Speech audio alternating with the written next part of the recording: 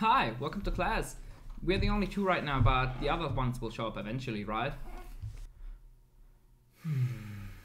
I hate my life. I hate my life.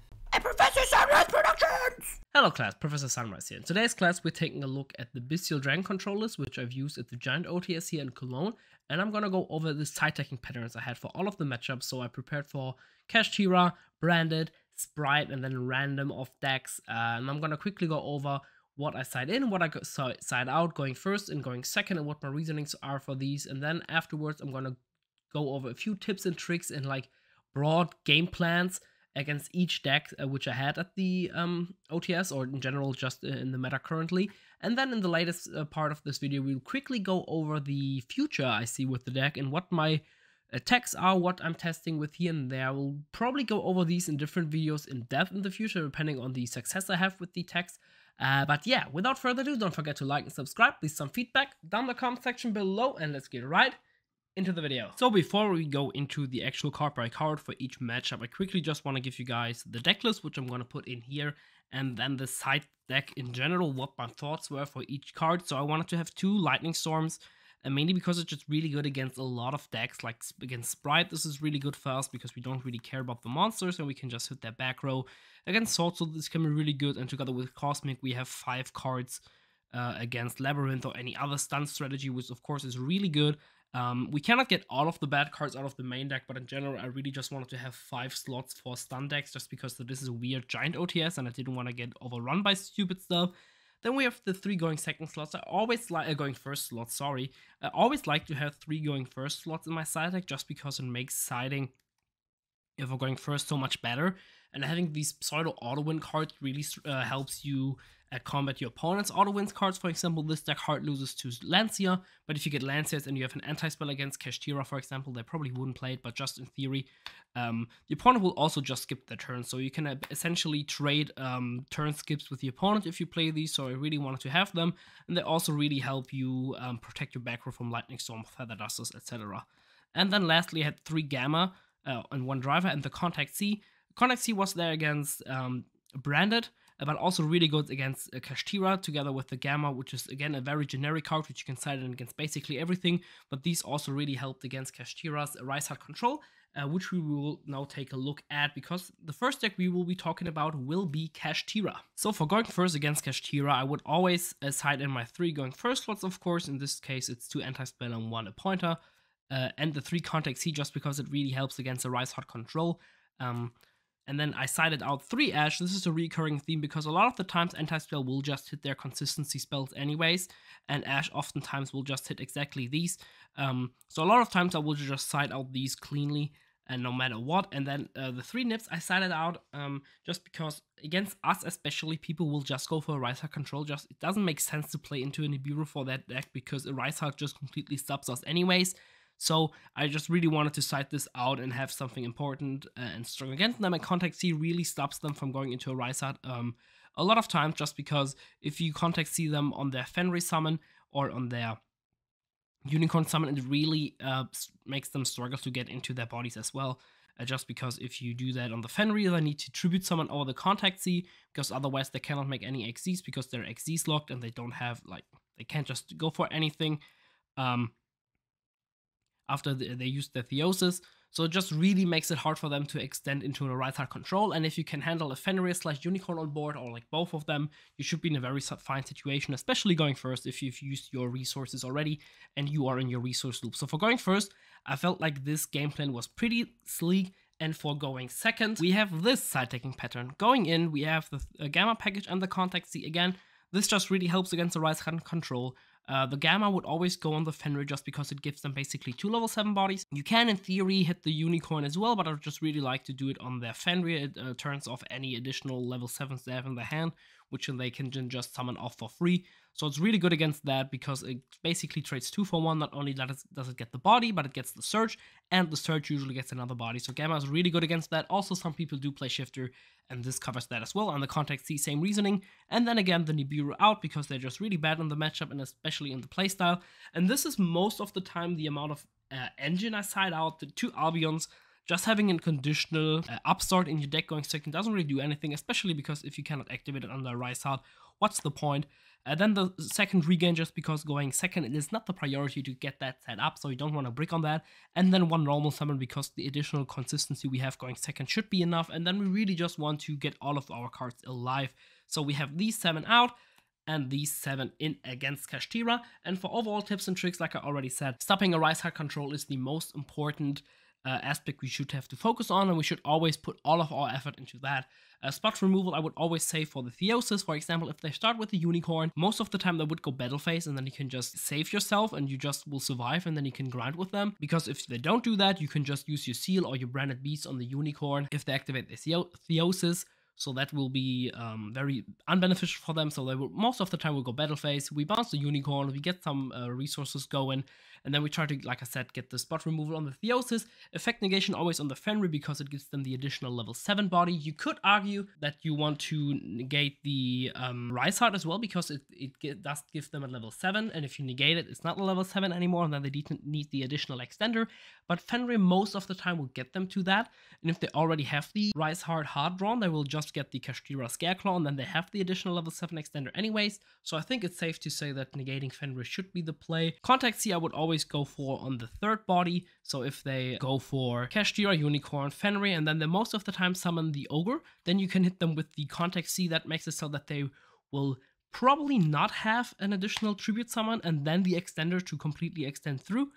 So I really like to do that. But of course, if they have the extender, they can tribute summon over the Contact C and over the Ogre or whatever, and then they still have 7 bodies. But usually if they use the Ogre, they use the normal summon for that. So for the third summon, which most of the time you'll use the normal summon for, you Contact C them, and then they don't have anything afterwards, and you can just play through that. Like I said, this stops the Rise Hard, and afterwards, if they don't get your Rise Hard, you usually outgrind them. It's still hard. Fenrir is really good against us, but overall, I think doing it like that really helps the deck out immensely, and it's not even that bad of a matchup, just because we do play a lot of non-engine in the deck. So let's take a look at Branded. So against Branded going first, I side in the 3 Contact C and the 3 going first cards. Ideally, these would probably be 3 anti-spell. I like to test out the Appointer, but it wasn't really that good, so just think of these as 3 going first cards, 3 anti-spell, 3 D-Barrier, whatever. These are just really auto-wins against the matchup, and together with Ash, we have 9 auto-wins against them, which is insane. And then I thought out the 3 Nib and 3 Imperm. Nib, while it's still very good, especially if I'm going first, because the way my deck is built and having these 9 auto-wins against them, they probably won't get into a position where I could nib them. So I don't really want to have this dead card just running around in my hand, especially against a deck like Branded, where if we just hand trap them twice, they cannot really play and they don't extend. And then we have to be scared of a super polarization. I just don't want to have this dead card in there. Worst case, we get super polyed in a very unbeneficial spot, or we get like hand trapped ourselves or something, and we are low on resources. And then I'd rather have this be another Veiler, another Ash, another Contact C, whatever, so that I have something for their crackback, which is the only thing which they can really do against us. And then 3 Imperm. I usually side this out going first, even though Veiler is just worse because it does in theory play into Talons, which is not really that big of a deal going first because you will play into Talons no matter what.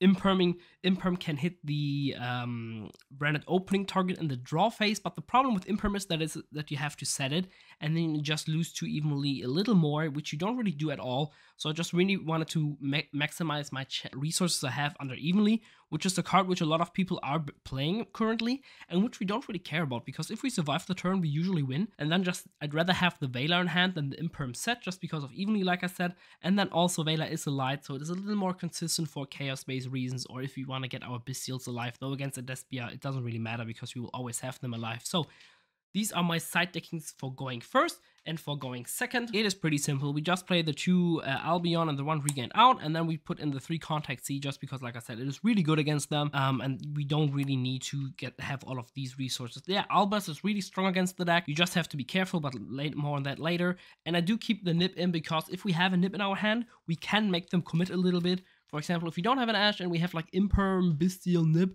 we can just hold on the Nib and not Imperm the Aluba, and then just make them play a little, though this is a little risky. But them going first, you can use the Nib way more advantageous, and you can play around that with the rest of the hand. So if you have Nib and then other hand trips, you think twice about what you hit with your other hand trips and maybe make them play into a nib, which is something I don't see the worth in going first, but for going second, this is definitely very solid, and I would still keep that in. And for other general tips, Veiler and Imperm should always be used on the Aluba, just because if they don't have Branded Fusion, they would use the Aluba to search Branded Lost.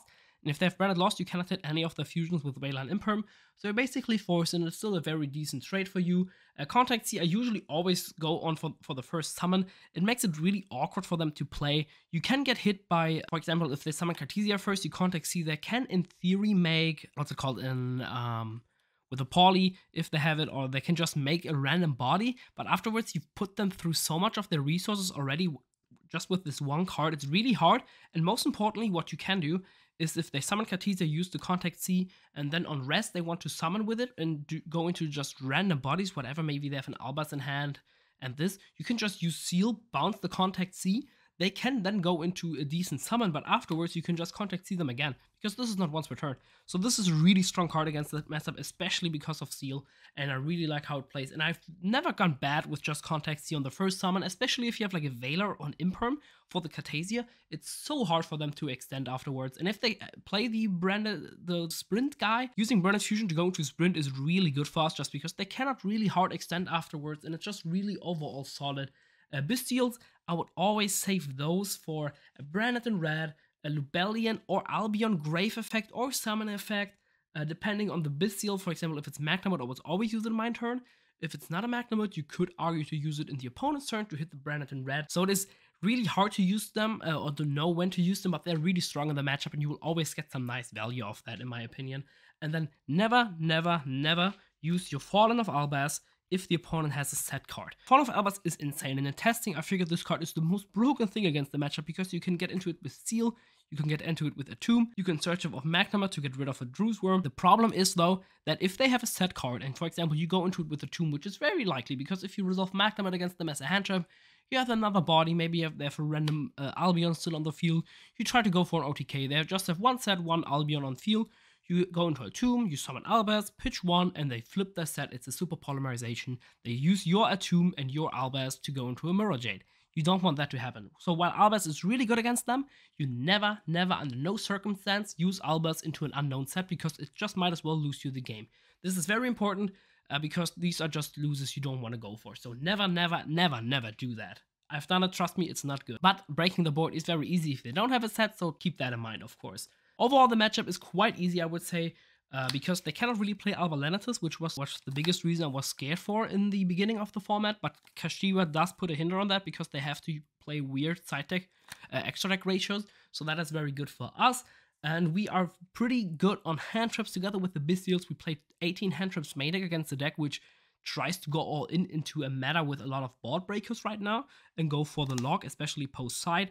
And with 18 hand traps, we are pretty good against that, in my opinion. So the deck really struggles to play through 2 hand traps, especially if one of them is Ash or if one of them is Magna Mode and we get additional resources afterwards. It is really good for us. So I really like the matchup, and I've not really have struggled with the matchup. Though I have to say I didn't play against it in the lone Giant OTS, but overall the matchup feels pretty clean for us. So the next deck we will take a look at is Labyrinth, by far my easiest matchup, I would say. So against Labyrinth, for going first, I did like to side out the 3 Imperms and the 3 Nip. Of course, Nip does nothing against them, and Imperm and effect negation overall is really bad against them, and especially Imperm, because they can just chain their lady against it, and just really not any disruption against them of any sorts. And I side in 2 Lightning Storm, 3 Cosmic, and 1 Appointer, which is why I liked it, because it's just so generic against everything going first, and the spell is not really good against them. But Appointer in theory is decent against them going first, so I like that. And this is basically the side decking patterns against them going second as well, because we don't really care about the side deck going first or going second, just because our engine is just so good against them, and we just try to get as many of the dead cards out of our deck as we possibly can against them. And 3 Imperm, 3 Nip are just the worst cards against them. Veiler is still a light for Chaos Space, so that's basically that. And we can also normal summon Veiler, and we cannot normal summon Imperm to go for Dark Reliance and to go for just Link Climbage in general. And 2 Lightning Storm, 3 Cosmic are really good against them. Cosmic is mainly just there to hit any of the Floodgates, which we can't currently play around. More on that later, and Appointer is just better than any of these. And Lightning Storm is the same as that. Even though some play the Lord of the Sky Prison, I still think it's better than evenly, just because we do lose to Lancia and stuff like that. So I'd rather lose to Lord of the Sky Prison, have won that card, then I get me getting Iron Walled or Lancet and just having to stop my turn completely and maybe even losing on the spot. So I really like the pattern against that. And for general tips and tricks, the most important thing is to always keep a Bystial in your hand to chain to a lady activation so that we can get them off their grind game. If we do that, we have a very nice time to using the Unicorn, the Dark Unicorn access code line to push through a majority of the back row. You will usually get 2 to 3 with those out. And then afterwards, we will use the Lobelian to get into Branded Beast, resolve our Magnum in the end phase, and control the board from there on. Once we have Branded Beast established and regained, matchup is pretty much unlosable. We've played through 2 to 3 back row with the access code line. Then we use Branded Beast maybe to get rid of the last one or maybe force it. And then we have a Magnum resolve. So we still have follow-up and we completely cut them off of their follow-up because we just chain our Bystials every time they try to go for trap activation. So it's really just easy for them. And even if they have like a Floodgate, like a Skill Drain, like a Ghost and whatever, we have so many ways to play through Floodgates. And if they flip a Skill Drain on us and we have Regain set up, plus a Drew Swarm, they cannot win against us because every time they go for a summon, we can use Regain, summon Drew Swarm, and then we can just get rid of their bodies over and over again. So it's just really overall a very easy matchup for us. I've only ever lost against it once in like 20 games or something, just because they had Iron Wall plus a Judgment. So as long as this doesn't happen, you have a very easy time against the matchup. So I will not even waste too much time against that. I will probably try to get like some nice replays against the deck. Put them on my channel as a replay analysis just so that you can see how I play against the deck. But overall, the matchup feels super nice and it's still super fun because it's just so nice to break a board of like 3 to 4 back row and then end on up top. So overall, I would rate this matchup 10 out of 10. It's super fun and it's super winnable for us. So hope you guys will enjoy the matchup as much as I do. The next matchup we will be taking a look at will be the Sprite / Pure Sprite matchup. So for going first against Sprite, of course, we do put in our 3 going first cards. In this case, it is Anti-Spell and the Pointer. These are really important to stop the opponent's board breaker cards like Lightning Storm, Feather Duster, because our back row is really important against them. These should probably be imperms just because Ash is really good at stopping a Prosperity or a Starter, both of which are very strong cards in the matchup, especially the Prosperity because it does get them into the side deck cards, the cards which we are the most afraid of, and imperm, like said earlier, does lose against those cards the most. So the Lightning Storm, the Feather Duster, the Evenly, they will get hit by the imperm, and the imperm will get hit by them, and the Ash on the other hand can actually stop those cards from hitting us by hitting the Prosperity. And for going second, we do side in 3 Cosmic, 2 Lightning Storm, and the Gamma package. All of these are really good. We don't really care about their end board all too much, apart from the back row, which is the spot removal. So having these against that is really good, and Gamma can just be an auto turn skip against them. And we side out the 3 Nibiru, because good Sprite plays will always go for Gigantic first summon against us. So that's very important. I side out the generic engine part of 2 Albion, 1 Regained, and 1 Black Metal, which I side out almost all the time if I side out engine. Albaz can be kept in against them just because in certain matchups, but sometimes I like to side it out as well, so I'm not too sure about that. And then lastly, I side out either 2 Imperm, 1 Veiler, or like 2 of those. I'm not 100% sure about it yet. You're a little bit more, sorry guys for that, just because they both have their quirks and benefits. Imperm can be good as a top deck to out like a Red, for example, or like a Carrot, so that we can use our other effects. Veiler is a light though, so if they go just for Gigantic and we will just Veiler on that, sometimes they just pass. And if we have a Magnamut, we cannot use it then, but if we Veiler them, we can use it and just win off that. So it is hard for those two. If Tenants was really prevalent in the format, I would always side up the Veiler, but for now, I'm not 100% sure for that. And for some overall trips, it is a weird matchup because engine on engine, we just always win, but they have so much non-engine that it can be actually kind of hard to just get outblown by them by just having Feather Duster, Lightning Storm, whatever. So I'm actually testing of making them go first because we don't really care about the end board. It's not really that strong, at least current iterations. Maybe there will be some crazy interactions or crazy deck ideas later on.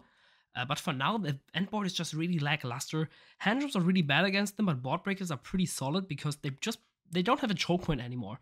If you hit the normal summon, they will just summon blue. If they hit you blue, they will just go into Gigantic and get the rest of the Sprite engine out. Because they don't have a really important dedicated Gigantic target anymore, like Swap Frog, the deck just doesn't lose to hand traps at all. And even if they have like a dedicated card out there, once they have like normal summon plus blue, they will just get a red or a carrot out anyway. So hand traps are just really bad, so we try to get as many of them out as possible. Or at least get the good ones in, like Gamma, which is still insane against them, and then just go for the board breakers we have and try to break the board because like I said, it is so easy and we don't really lose to their engine at all. But this is also just theory, depending on the version of sprite, depending on how I see the player playing. I might just go first and try to go for an easy win with just my engine and the amount of spot removal I have. So the last matchup which I wanted to talk about is the Runic variants matchup. Most importantly, Runic Naturia and Runic Sprite. And for going first against both of them pretty much, I side in the 3 Cosmic and the 3 going first slots of course, and I side up the 3 Nibiru because Runic Sprite can play around it pretty easily, and the standard combo of Runic Naturia usually will be sub 5 summons, or the 5th summon will be either Barone or they will have the Sunflower or whatever it's called out. So I was concerned about that, so I didn't want to have the Nibiru there. And then afterwards, I side up the 3, hope I hit my camera. I side up the 3 Veilers just because a lot of times we really want to stop them from getting to Runic Fountain, and they will probably just do it in the draw phase no matter what to play around a set Veiler, so I really wanted to side up these Veilers and then just hope to see Ash or Imperm against that exactly. And for going second, we of course still put in the 3 Cosmic. I put in the Gamma package just because it's really good to remove their body while also denying them the Runic access, because both Naturia and Sprite use the body pretty effectively. And 2 Lightning Storms, definitely not the cleanest card in this side deck as you can see with the patterns, but more on that later. And we side up the 3 Nib just because, like I said, it doesn't really do against them a lot, especially going second.